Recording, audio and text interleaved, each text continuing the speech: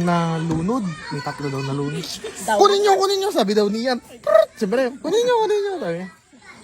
Eh, walang gustong mag-mouth-to-mouth lips. Putas, pinagsabay daw niyan yung tatlo. Hindi na kain ko na lang. Tatlo daw. Sabi pa lang niya eh.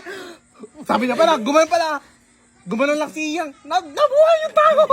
Galing na. Umban natin.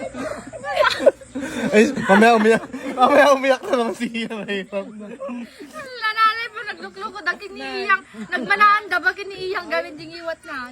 Manam mo. Nay, hindi.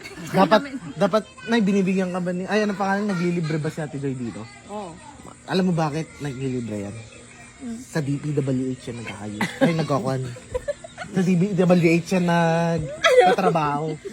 Alam mo yung back ko, Nay, na yung nagbubutas ng mga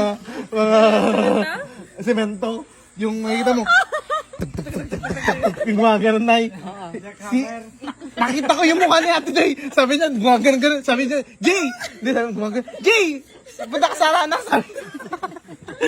Ate, natawa na lang ako. Tawang-tawa ka na. Ano, ito na ka na. Nagbutbutaw ni Ate Joy. Hindi kami nidalan. Duwa kami. Yung ulo ni Ate Joy, ginagawang ganun, no? Tapos biglang bakit si Shine, di mo kasama? Hindi. Nag-live siya. Hindi wala. Nag-live siya. Kaya si Ate Joy pala yun nandun. Gago.